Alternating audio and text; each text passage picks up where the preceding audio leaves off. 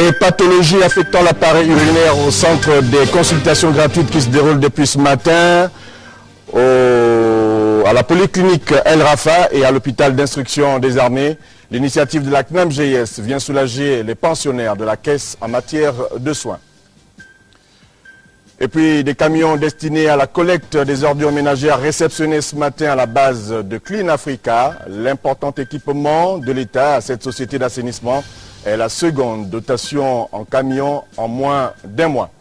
Enfin, 600 jugements supplétifs pour les populations autochtones dans le département de la Zadie par Mekambo. L'opération de remise a constitué l'un des temps forts de la tournée de l'honorable Maxime Ngozo. Mesdames, Messieurs, bonsoir et merci de choisir Gabon Télévision pour vous informer. Toutes nos excuses pour le faux démarrage observé en ce début de journal. En ouverture, cette conférence de presse du porte-parole de la présidence de la République cet après-midi. Cadre choisi pour la rencontre, la zone économique spéciale d'Uncock avec la presse nationale et internationale. Alain-Claude Billier-Bizet a fait le tour des questions d'actualité de l'heure. Une première pour les hommes et femmes des médias édifiés sur le fonctionnement de ce site industriel au cours d'une visite guidée. Igor Onvouza, Cédric Aleka, Honorine Tigui, bienvenue Miko. Économique spéciale d'Uncock. Le site, pilier de la politique de développement du chef de l'État, connaît aujourd'hui une activité inhabituelle. Le porte-parole de la présidence de la République ici a choisi d'organiser sa traditionnelle conférence de presse. Une innovation riche d'enseignements. L'entreprise qui s'installe sur la zone d'Uncock voudrait s'installer dans tout ce qui est chaudronnerie ou métallurgie. Il faudrait donc que la matière première soit disponible sur site. Et donc il y a tous ces préalables à régler et qui prennent du temps. C'est pour cela que ceux qui ont déjà sur place la matière première s'installent déjà. Ceux qui ont déjà des personnels s'installent. Et les choses se feront au fur et à mesure. Donc nous sommes passés de 2009 où cette zone était totalement une forêt, une brousse, où il ne se passait rien, à 2010 où le contrat a été signé et les travaux engagés, d'abord pour les VRD, pour tout ce qui a été terrassement, etc., etc., à une situation aujourd'hui où on a des usines en production. Entre les questions d'actualité brûlantes de l'heure et celles portant sur l'impact de cet investissement, le porte-parole égal à lui-même a su trouver les mots justes et apporter son éclairage sur les zones d'ombre de l'action du président de la République. La présidence de la République n'a aucune leçon à recevoir de M. Jean Ping sur ces sujets. Et donc nous attendons toujours de voir quel est le projet de ce monsieur. Et voici quelqu'un qui, d'une déclaration à l'autre, dit une chose et son contraire. Vous voulez que je vous en donne des exemples? Parce que la parole publique, elle doit avoir du poids. La parole publique, elle doit être crédible. Nous sommes en Coq. Ali Bongo, il a dit, je ferai une zone économique spéciale en Coq, elle existe. C'est une crédibilité, la parole publique. Lorsque vous avez quelqu'un qui, il y a 2 ans, reçu en audience au palais présidentiel, sortant du bureau du président, accordait des interviews pour dire « Je suis venu remercier le président parce qu'il m'a soutenu, parce que la diplomatie gabonaise a été mise à ma disposition, parce qu'elle a mis à ma disposition des moyens pour circuler en Afrique, et qu'aujourd'hui vous dit « Je n'ai pas été soutenu ». Où est la vérité? À quel moment dit-il la vérité? À quel moment ment-il? A-t-il dit la vérité en sortant d'audience? Auquel cas c'est aujourd'hui qu'il ment? A-t-il menti en sortant d'audience? C'est aujourd'hui qu'il dit la vérité. Elle est où la vérité? Pour la boucle de cette sortie, la visite du site. D'une superficie de 1126 hectares, la zone économique spéciale d'Uncock est un site en pleine forme. Une zone en pleine activité. Donc la cuve surélevée, elle est placée à un point de gravité haut, parce qu'en fait c'est la gravité qui permet de porter l'eau dans les tuyaux pour les distribuer. Donc on a 8 puits de forage. La capacité de la nappe phréatique a été estimée à 10 millions de litres au jour. Ce n'est pas encore le plein régime mais l'activité industrielle ici se dévoile progressivement comme un projet phare en Afrique au sud du Sahara. Une véritable vitrine de compétences industrielles portée sur la valorisation des matières premières du Gabon, que la presse nationale et internationale a pu apprécier en compagnie du porte-parole de la présidence de la République. Au cours de nos programmes de la soirée, vous suivrez l'intégralité de la conférence de presse que le porte-parole de la présidence de la République a accordée aux hommes et femmes de médias sur le site industriel d'Uncock. Nous vous l'annoncions en titre, une mission médico-chirurgicale qui s'inscrit dans le cadre de la solidarité nationale vient d'être initiée par la Caisse nationale d'assurance maladie et de garantie sociale, en abrégé CNAMGS. Cette action est une avancée significative, il faut le dire, en matière d'accès aux soins, notamment au niveau de l'urologie. C'est la spécialité qui s'occupe donc des pathologies qui affectent l'appareil urinaire. Les consultations se déroulent, il faut le dire là aussi, à la polyclinique El Rafa et à l'hôpital des instructions des armées à Libreville. Le reportage d'Eric Nzengi Badinga et Victor Mundunga. La solidarité a un sens. Ce slogan de la CNAMGS sonne juste à l'hôpital d'instruction des armées Omar Bongo Ondimba, où les populations accèdent à des soins de qualité qui répondent à leurs besoins, alliant une expertise médicale de pointe. C'est le cas au niveau de l'urologie, un domaine médico-chirurgical qui s'intéresse à l'appareil urinaire et aux maladies qui s'y rapportent. On s'aperçoit que pratiquement toute l'urologie, dans sa globalité, peut être prise en charge ici au Gabon. Alors quand on dit toute l'urologie, c'est les maladies de la prostate, les maladies de la vessie, les maladies des reins, toute la pathologie tumorale et cancéreuse des organes urologiques, mais également toute la pathologie de la statique pelvienne, c'est-à-dire des descentes d'organes chez la femme, toutes les pathologies qui intéressent la continence urinaire de l'homme ou de la femme, toutes les pathologies infectieuses de l'appareil urinaire, mais également toutes les pathologies malformatives de l'appareil urinaire peuvent y être traitées. Nous avons l'ensemble du matériel pour le faire, le personnel pour le faire et le personnel pour en assurer le suivi. Les patients sont satisfaits de la prestation des soins. Je souffrais de la prostate. Ce matin, je suis venu. Il m'a reçu déjà. Il m'a fait savoir que ça allait bien. Je suis venue ici ce matin, c'est pour la consultation de ma fille. Je reviens de Port-Gentil. C'est une opération qu'il doit faire à l'enfant. Elle a été opérée au Maroc. Ça fait déjà 3 mois de cela pour les calculs rénaux. Et en ce moment, on vient juste pour un contrôle. Que je suis satisfait parce que il n'a rien détecté. Et au contraire, il m'a prodigué des conseils de maintenir ma vie telle que je la mène. Donc ça me rassure. La réduction des évacuations sanitaires à l'étranger est une problématique majeure à laquelle fait face le système sanitaire gabonais. Cette mission médico-chirurgicale est une approche novatrice, une alternative aux évacuations. Comme vous le savez, la CNAMGS a comme slogan « La solidarité a un sens ». Nous avons donc depuis hier enregistré des cas qui n'ont pas la possibilité de payer le ticket modérateur à hauteur de 20% pour l'intervention chirurgicale. Et vu que nous ne pouvons pas laisser passer cette opportunité de la présence de cet expert urologue, le docteur Benizri, le directeur général de la CNAMGS a donc autorisé que ces patients qui sont en difficulté financière soient pris en charge et opérés. Les consultations se poursuivent à l'hôpital des instructions des armées et à la polyclinique El Rafa. Signalons qu'au cours de ces consultations médicales, plusieurs pathologies affectant donc l'appareil urinaire qui nécessitent des interventions chirurgicales ont été décelées. L'équipe médicale s'est d'ailleurs vite activée au bloc opératoire, comme nous le racontent ici Eric Nzengi Badinga et Victor Mundunga.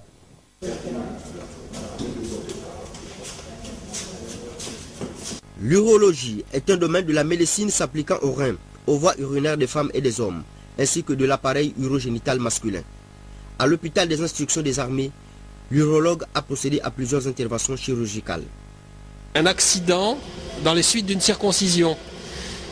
À l'ablation du prépuce, la tête du gland a été emportée avec le prépuce et il a cicatrisé le bout du gland en rétrécissant, en fermant l'orifice par où il urine. Si bien que depuis la circoncision, il urine goutte à goutte, avec des douleurs, avec des épisodes de rétention, des ennuis. Donc on va libérer son canal de l'urètre et on va essayer de rétablir la continuité normale de l'urètre vers l'extérieur. On va réouvrir le méa. Opération délicate dans le sens où la verge, on en a besoin à double titre. Premièrement pour évacuer les urines et deuxièmement pour procréer. Et si cet orifice est fermé, toute sa vie on est ennuyé par des mictions difficiles et pour ce qui est de la progéniture, la balistique ne se fait pas dans le bon sens. Donc à double sens, c'est préjudiciable. Après l'intervention, le médecin donne son sentiment. Écoutez, l'intervention s'est très bien passée. On a redonné à l'enfant une anatomie normale qui va lui permettre non seulement de faire pipi comme tout un chacun, sans douleur, sans ennui, sans problème infectieux, et qui va lui permettre pour son futur d'homme de pouvoir procréer sans difficulté. L'équipe médicale a été à la hauteur. Plusieurs patients passeront au bloc opératoire. Toujours dans le volet santé, on parle de l'honorable Fernando Maobo Lendoy, élu donc du premier siège du département de Mulundu, province de Logoué-Lolo. Là-bas, l'élu vient donc de doter le centre médical de Matata de matériel médical. La cérémonie de remise officielle s'est déroulée en présence du gouverneur de province, comme nous le rapporte ici Henri Nestor Ndjavé sur des images de Canal 7 Kolamutu. C'est en présence des autorités politiques, administratives, militaires et sanitaires de la province de Logoué-Lolo, en tête desquelles le gouverneur Gaspard Nanhela, que le député du premier siège du département de Mulundu, Fernando Maobo Lendoy, a remis officiellement le don de matériel médical au chef du centre de santé du district de Matata. Des montants évalués à plus de 2 300 000 francs CFA, cette dotation arrive comme une véritable bouffée d'oxygène, aussi bien pour la structure sanitaire et son personnel que pour les populations du district de Matata. Une action de grande portée sociale qui fait suite à la sollicitation exprimée par le chef du dit centre médical à l'endroit de l'élu national. Le chef de santé avait demandé 5 splits, 4 bancs pour la salle d'attente, un stérilisateur de 20 litres, 2 boîtes complètes à pansement, un tensiomètre et bien d'autres. J'ai vu répondre favorablement à 60% de la sollicitation. Tout ceci pour répondre au pacte de solidarité souhaité par le chef de l'État, son Excellence Ali Bongo Ondimba,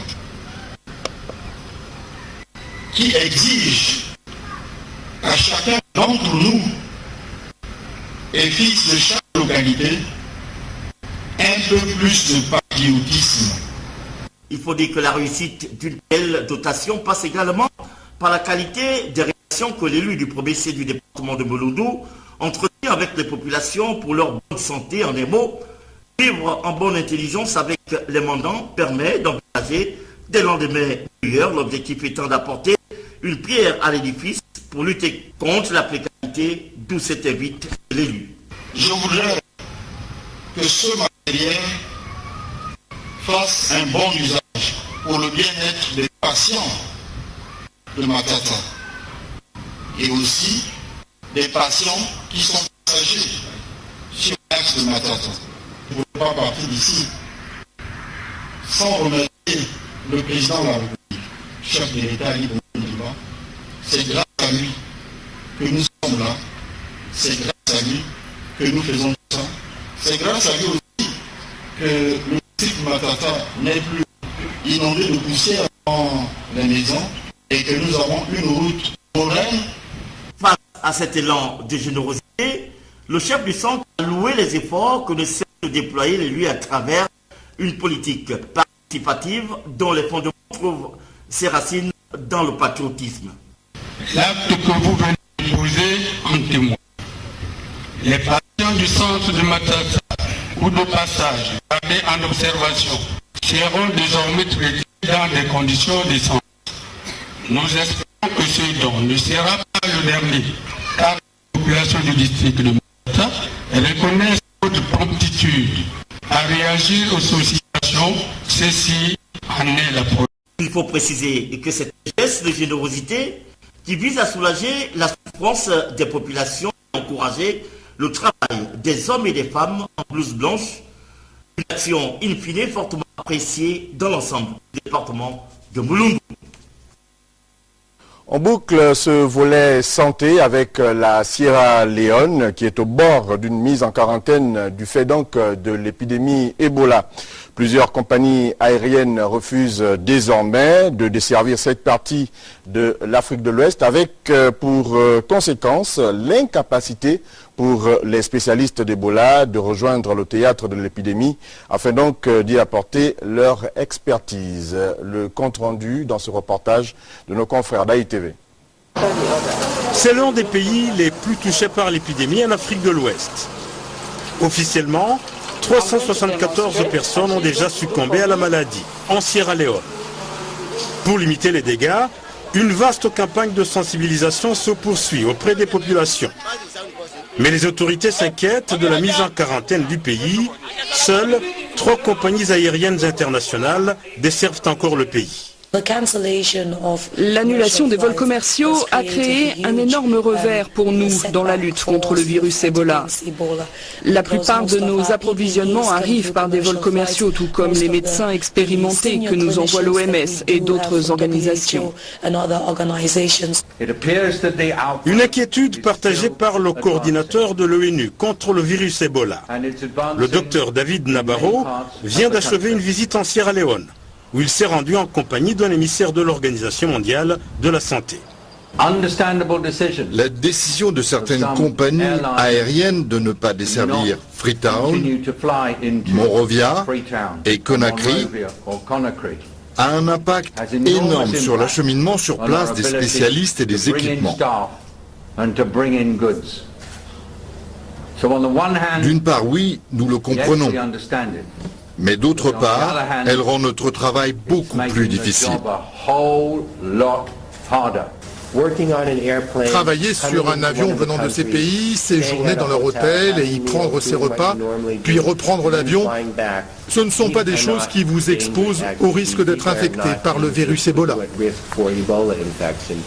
La plupart des aéroports des pays touchés ont été désertés par les grandes compagnies aériennes depuis qu'un homme infecté par le virus s'est effondré à l'aéroport de Lagos, au Nigeria.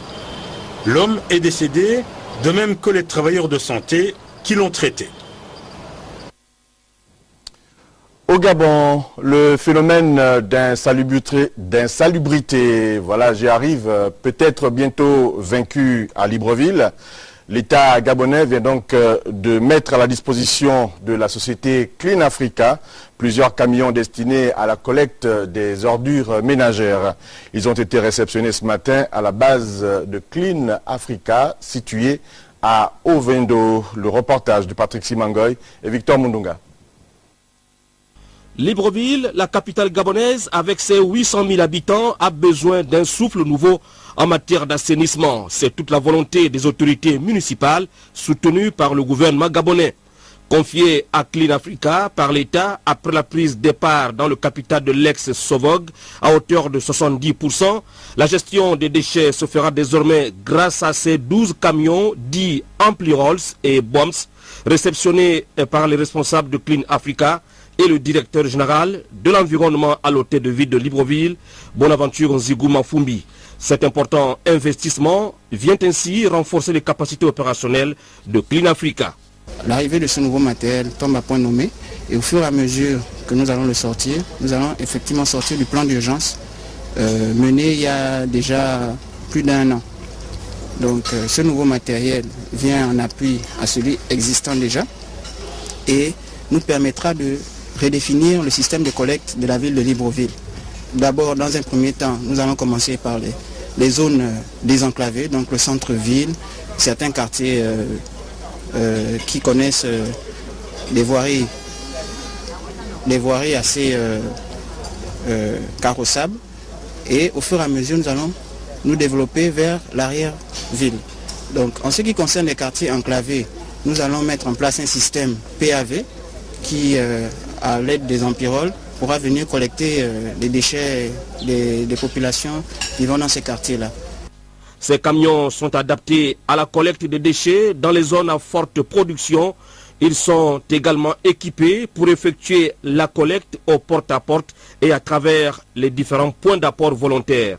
La maintenance est assurée sur place. C'est un parc en Iveco Tracker fabriqué en Italie, dont vous avez des amphiroles et des bennes à ordures ménagères, donc des bennes à compaction.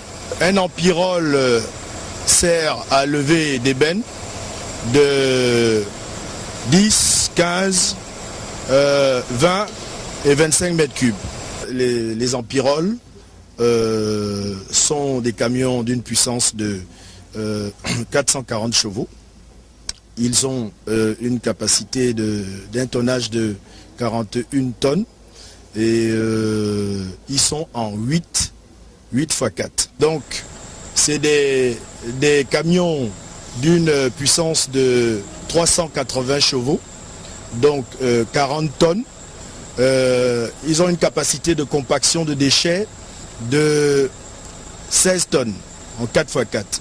Ce sont ici d'énormes moyens financiers qui ont été débloqués par l'État gabonais pour procéder au renouvellement de cette logistique, toute chose qui impose une utilisation rigoureuse pour coller à la vision des pouvoirs publics qui s'arriment au plan stratégique Gabon émergent.